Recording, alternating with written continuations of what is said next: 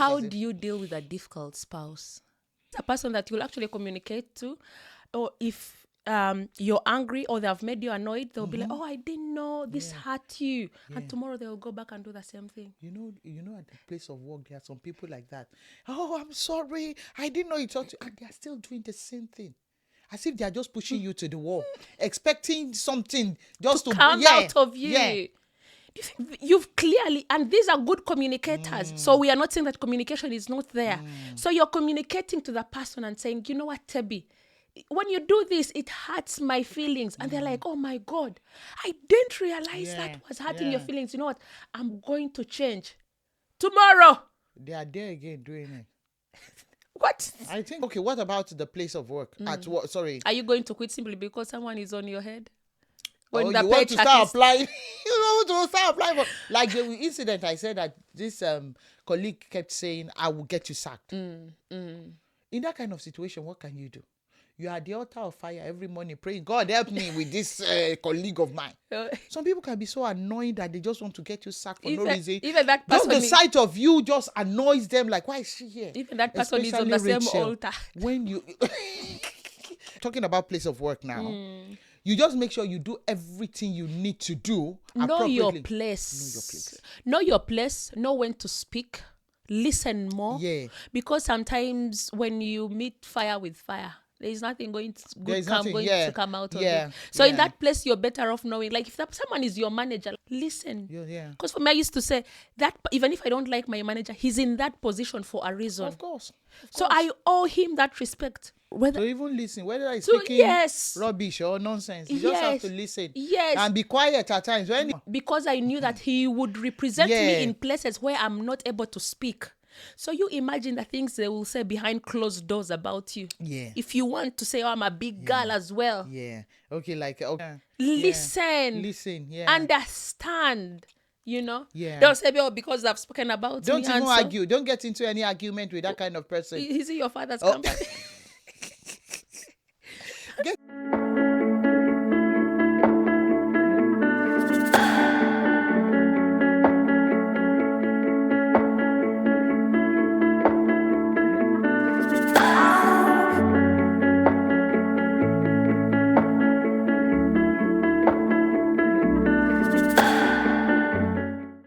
Hello. Welcome to Conversation on the Car with Rachel and Tebi.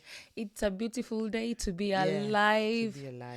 And excuse my voice, I've had a cold for a day and went out yesterday, was laughing the whole day, so I'm now reaping the after effects. Yeah, aside that, the weather is kind of chilly because it keeps raining every day. So Yeah. it could be, Yeah, but we'll get better. Of course. But are we in summer yet? Yeah, it's summer now. Is it? But it's still chilly, yeah.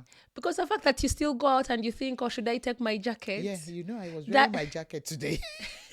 That befits the purpose of it being a summer. Yeah. Because we should just be out in all our dresses and all. The most important thing is just let's be thankful for We life. are alive. Let's be thankful for life, yeah. So what have you been up to? Oh, yeah. Just been doing me. And when I say I do me, it's just doing me. There is nothing like doing me. I'll do me. If I tell you doing me is a lot, I do a lot. So doing me. So we thought we should actually bring something to the table about dealing with people. Yeah, because we meet people every day. We are in a society. Yeah. Your parents. Yeah. People at work, your colleague, your work colleague. Even your children, your church members, your community members, extended family. Yeah, exactly. Your friends. Your friends, your neighbors. Yes. There are some difficult people that they can't be at peace. You just have to try to, and there are some that they are in your faces like this. You can't avoid them. Necessary evil. Yes. Because one way you either need their help or they are part of your community or your workplace.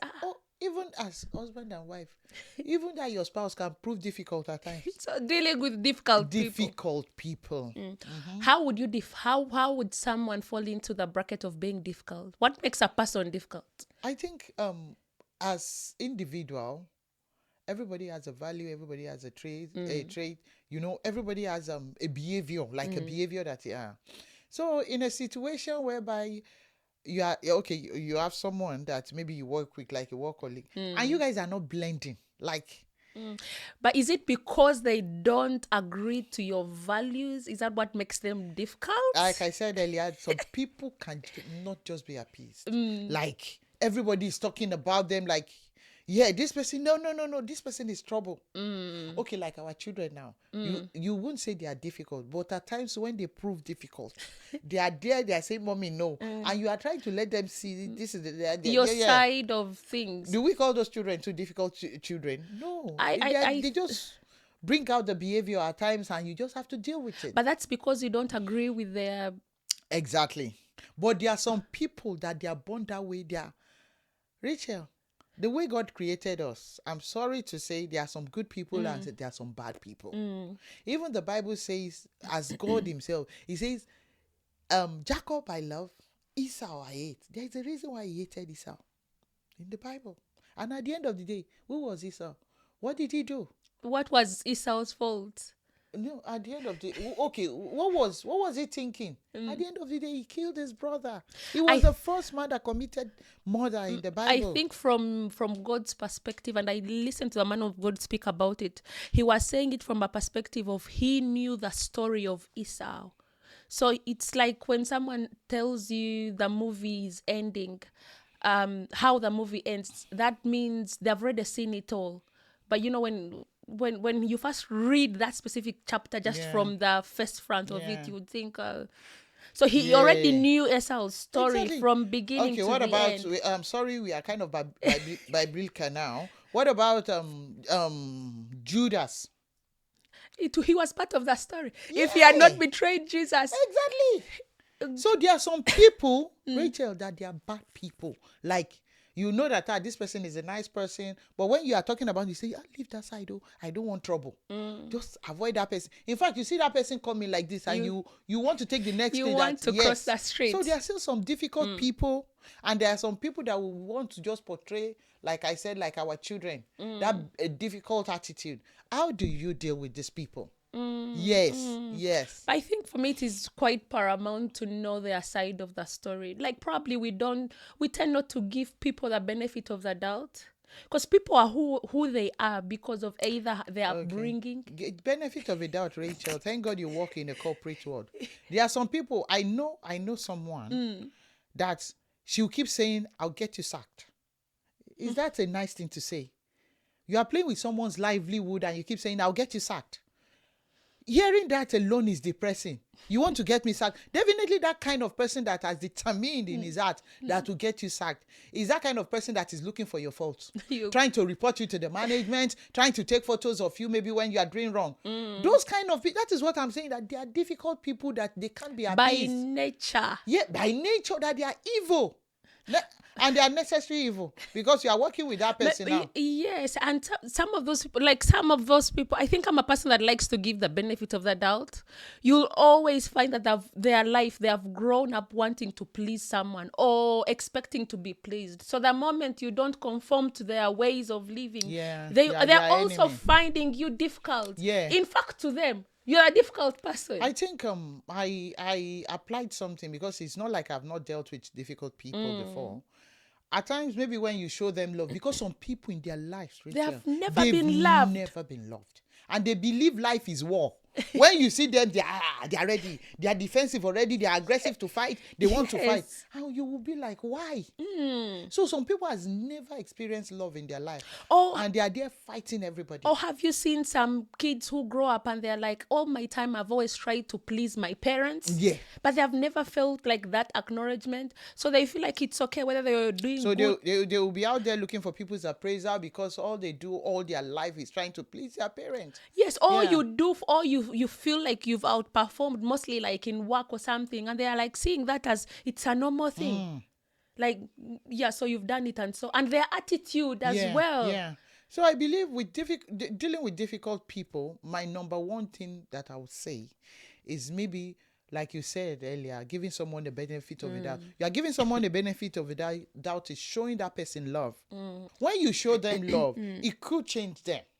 But like I said, some people can be appeased. You are loving them, they are giving it to you. Even understanding them, or like saying things like when someone is talking like on top of their voice, telling them that I understand. Even when you don't understand. At least, there's something they call it, they say in our language, they say, call the cow the bride's groom, so that you can have space to go. What does it mean? You know how cow is big. Yeah. Cow can come and nod you and all that, or just make a mess of you. But just tell the cow that you are the bridegroom, so that the cow will not give you space and look at you like, you are the nice person, and let you go. And let you go. Yes. So that is what you are now trying to say now, that trying to understand them. Even when they are saying the wrong thing, just try to, I've heard you. I've heard you. You know our children too. They can frustrate your day at times. Okay, now you're going to ask that. Going with your child. And you know that my child... I never used to take my children when they are young. Because Rachel, I don't know what is wrong with those children. You can't fight in public. Maybe when they see people around, they are now sitting on the ground, telling you that, mommy, I want this. I used to fight them before, and they'll give me that attitude. But now, you are putting your stuff in the trolley. They are putting their own. When we now get to the till, then we will now judge. Me, I won't say anything. I'll just... It was my sister-in-law that told me, he said, no, don't fight them. When they put it in your trolley, it's okay. When you get to the till, you now separate the ones you are paying for and the one you are dropping. So by the time they start their shenanigans, you are pushing them outside, and you got to settle it outside. That's a way of trying to deal with difficult child as well. Children, yes. Yeah. There was a parent that said, if my child starts to roll down on the floor and they are crying, I'll join them. Have you seen? There was a video I saw. The child gave the mommy the pack of the sweet. The mom said no, and the child was rolling on the floor. The mom now said, okay. She now looked for a space. She pushed her buggy by the side, and she was rolling on the floor. It was that child that now took the sweet from the mom's trolley and went to put it back on the counter like, no, I don't want trouble. Because I normally think that these children are not stupid. They know exactly what they are doing. They are just being manipulated. Yeah. When you say manipulators, go and look for children. They know they can read your feeling, they can read you. So they know how to just try to just... They are little manipulators. Yeah. So when we are talking of difficult people, our children, they are number one. It's not like they are difficult, but the attitude they bring out at times. But how do you deal with a difficult spouse? With a difficult spouse, it takes a lot of patience, communication, understanding. Because with marriage, when there is no communication in marriage... When there is no patience in marriage. Because I was talking with a friend of mine, and she said, you know what, you people, you think they are difficult people. This is the person that she knows, she was referring to. And she was like, this is a person that you'll actually communicate to. Or if you're angry or they have made you annoyed, they'll be like, oh, I didn't know this hurt you. Yeah. And tomorrow they'll go back and do the same thing. You know, at the place of work, there are some people like that. Oh, I'm sorry. I didn't know it ought to. And they are still doing the same thing. As if they are just pushing you to the wall, expecting something just to come out of you. Yeah. Do you think that's just being provocative? I think with marriage, it's just that's where the patience comes in, Rachel. Because when you say you don't understand someone, because you expect this person to love you, to protect you, to be there. So you've clearly, and these are good communicators. So we are not saying that communication is not there. So you're communicating to the person and saying, you know what, Tebi, when you do this, it hurts my feelings. And they're like, oh my God, I didn't realize that was hurting your feelings. You know what? I'm going to change. Tomorrow. They are there again doing it. What? I think it's just, for some people, it's just inbuilt. Because there's just my friend. Or like men who hit their wives. That's why I said it's inbuilt. They must have learned it somewhere and they believe it's normal. In fact, when they are trying to check themselves, the next thing they are raising their hands. Yeah. So it's inbuilt in them. It takes deliverance and therapy.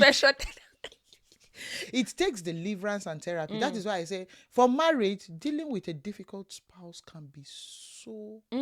Okay, look at the lady, the incident that happened in London, that the lady kept on reporting the husband that this man is eating me. At the end of the day, this same guy went back to kill the woman. I'm sorry to have used that word. Yeah. I've not seen that story. Oh my God, they came from Nigeria, so it was a trending news in Nigeria They came through COS some 2 years ago. I normally think that for such situations, I don't know. I'm not a very big fan of tit for tat. But how would the other party also feel if you did something and they... If you still want to remain in the marriage, communicate and just be patient and keep saying it, that this is what I want. Why can't we do it like this? And you say it nicely. Emotionally, it drains when it's hitting like dead ears. Yes. It is emotionally draining. It could be draining. Yeah. That's why I said. Because otherwise you're then walking around like headless when you say chicken. when you say you are patient, it comes with a lot of tolerance. You are tolerating the person. It's not like you're a fool. But just for the sake of peace, like we normally say here, we sit here and say, I want peace. I don't want problems. There are pressures all over the world. So you keep saying it and the person is not listening. For the sake of peace, you're okay. You are just there being patient, like, okay. In fact, when someone apologizes, there is no domestic violence. You even see it as a miracle. Yeah. You're like, I wasn't expecting it. So dealing with difficult... Okay, what about the place of work? At what? Sorry. Are you going to quit simply because someone is on your head? When you want to start applying? You want to start applying for... Like the incident, I said that this colleague kept saying, I will get you sacked. In that kind of situation, what can you do? You are at the altar of fire every morning praying, God help me with this colleague of mine. Some people can be so annoyed that they just want to get you sacked for no reason. Even that person, just the sight of you just annoys them. Like, why is she here? Even that person is on the same altar. When you, especially Rachel, what about in the place of racism and all that? What can you do in that kind of situation? I have actually ever faced something like that. I knew we were working on a project and I knew that, this person who had to deliver something for me did not like me as an individual. So for me, I'm a person that can easily put our differences on the side if I want an objective met. So I pulled in someone that I knew they would be comfortable working with because I knew at the end of the day, it's just about my skin color. But I just need this project completed. So for me, let me just bring in someone that they feel comfortable working with, and then we'll just celebrate the achievement. I remember because I prefer my paycheck better than someone's feelings. Of course. I can't. There's nothing I'm going to do about your feelings. Exactly. Those are your own to keep. And I think if you can even avoid some situation with those kind of people, just keep avoiding it and doing your thing.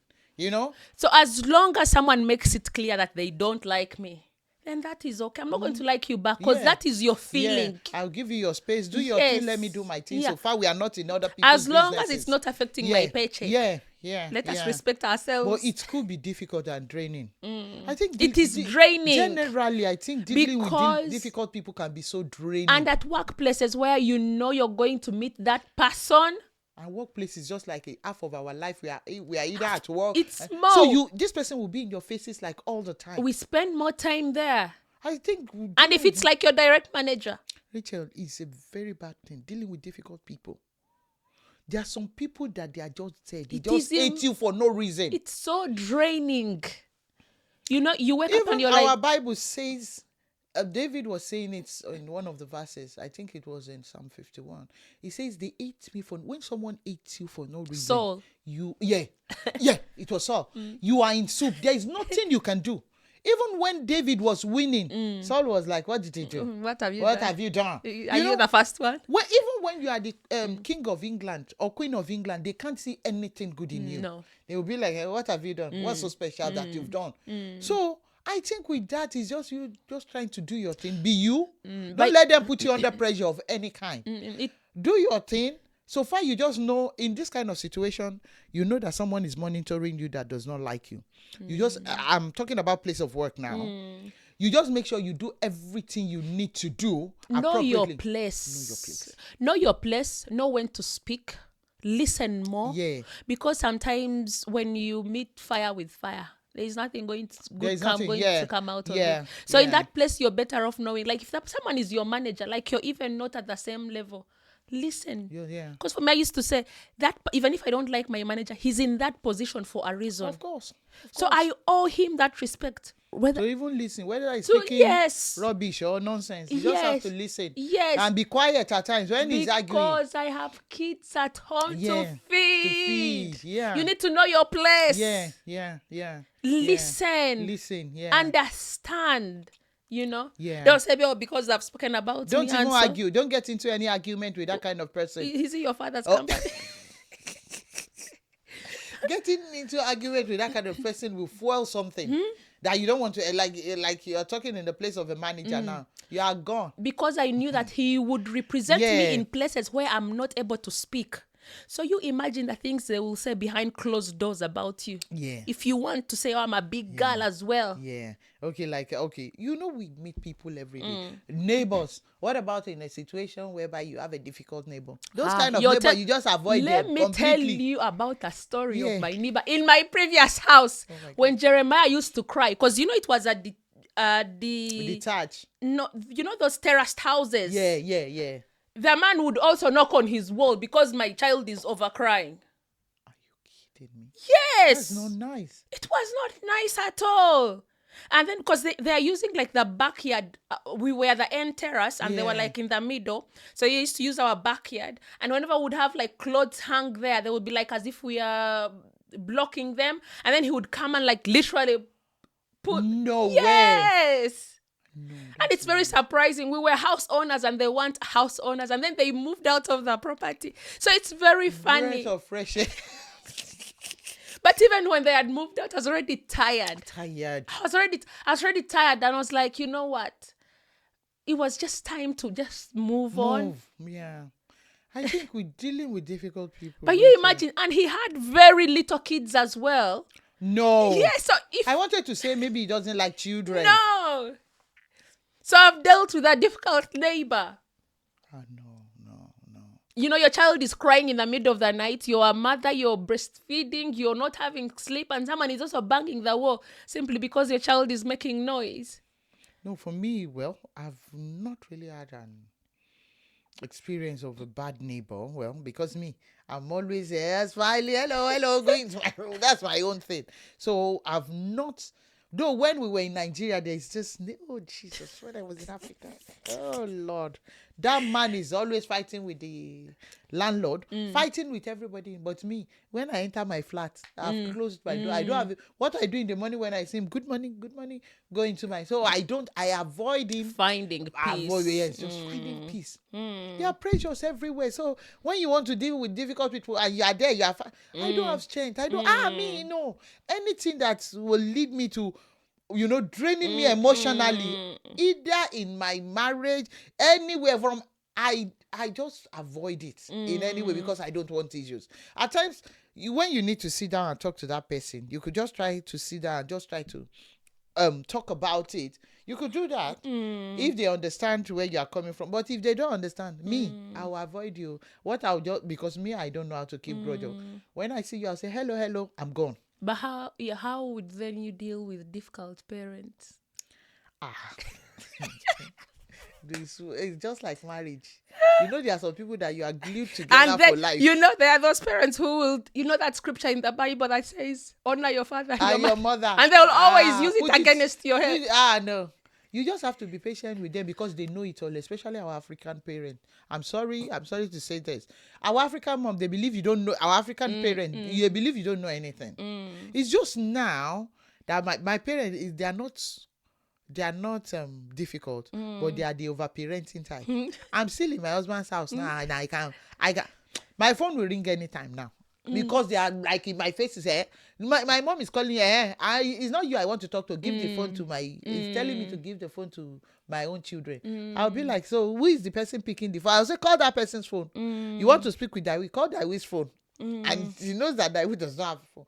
But with our parents, for me now, because my parents, they are not young again. What they need is just love. When you show them love, it brings them down and try to understand something, especially in the place of finance.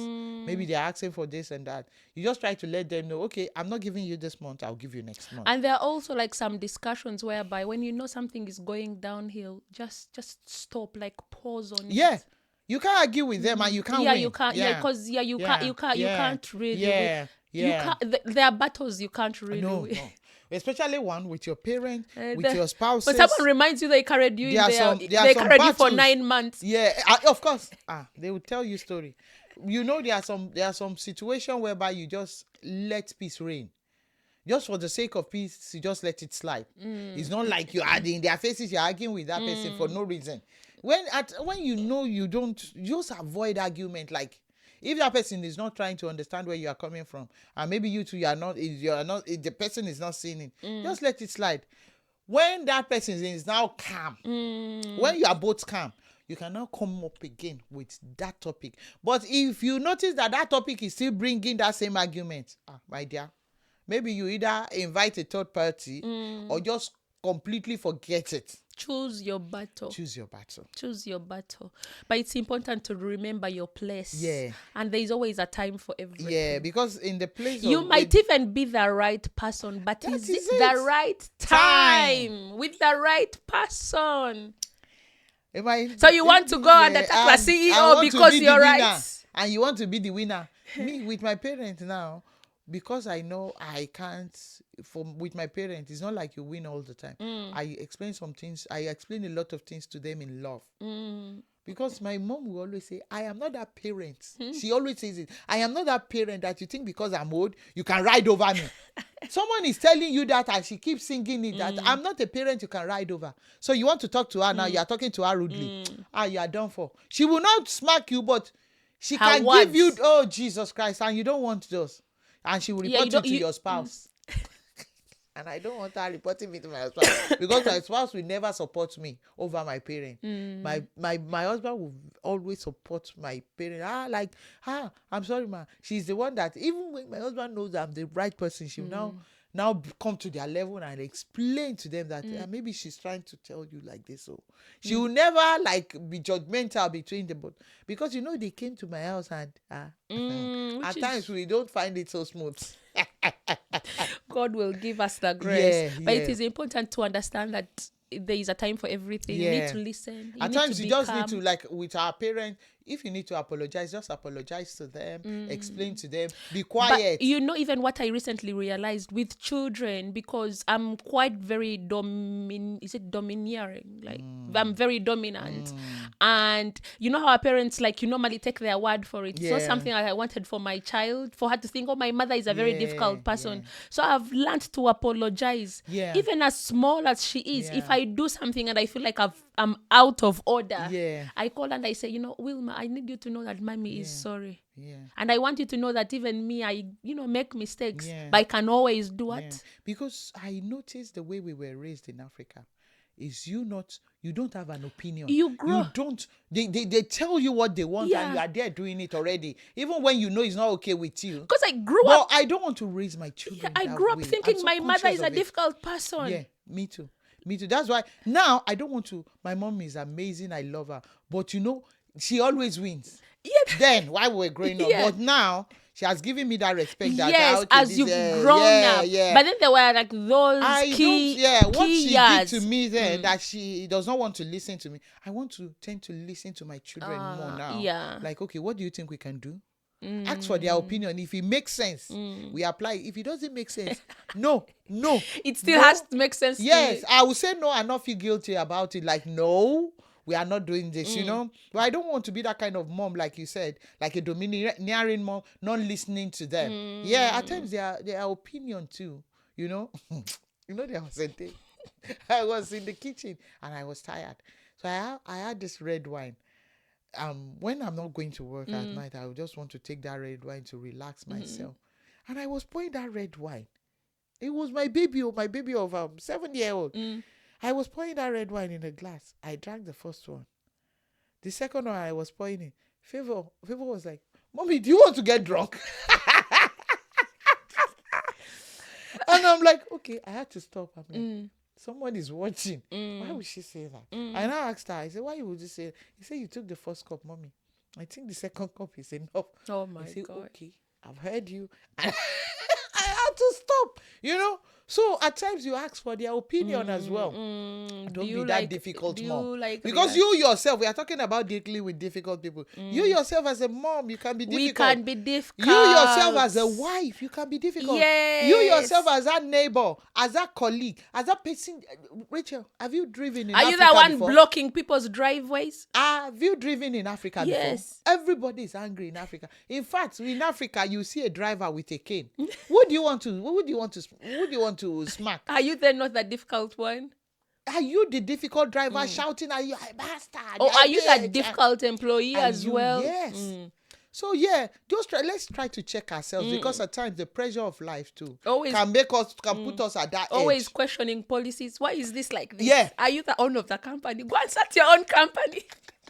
That is true, Rachel. Yes. Yeah, because the pressures of life can just put us at the edge. We are angry. We are that angry mom at our children. We are that angry colleague. Angry spouse. Yeah, we are that angry spouse. Angry friend. You're not checking on me. You what has stopped you from checking on that person? Yes. You are that angry passerby that, because something happened this week as well. I finished doing my school runs and I was coming back home. And my neighbor, not my close neighbor, just like the next street to mine, the way this couple were driving, I was so angry, Rachel. I'm like, I did like this, and immediately they came down from their car. They went, "What's the problem?" I said, do you notice you guys were speeding? And the children might be coming. Then I said, "No, we weren't speeding." Thank God someone was walking by me. And the person said, "No, you guys, the way you drove is..." I was so angry because they didn't even understand what the point I was trying to make. I said, "No, you should have even been conscious that children might be running around. This is a safe neighborhood that children run around.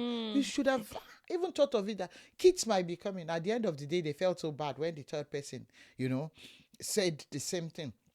So at times, the pressures of life can just put us at the edge. You just want to calm yourself down, not arguing. When you need to be quiet, you just keep quiet. When you need to listen, you listen. When you need to understand and give that person a benefit of a doubt, just give that person a benefit of a doubt, because you can't win all battles. No, you can't. And there are some people too, if you need to avoid them, just avoid them, because there are some people too that cannot be appeased. There are some family members that difficult uncle. Even on WhatsApp, you just put them on archive. Like when they are there on archive, even when they are sending text messages and all that, they are not seeing it. Just to live your life, live at peace. The Bible says live at peace with everybody. You are living at peace as a mom. You are living at peace as a wife. You are living at peace as a neighbor. You are living at peace as a colleague, because we meet people everywhere. And there are pressures of life. Don't say, "Okay, yes, I'm the coolest one in the area." You are not the coolest one. When pressures of life eats you, you are the difficult person. You'll be that difficult person that everyone is trying to handle. Yeah. Remember to listen, keep calm, reflect, understand. So until next time, guys, it's been Rachel and Tebi on Conversation on the Car. Bye.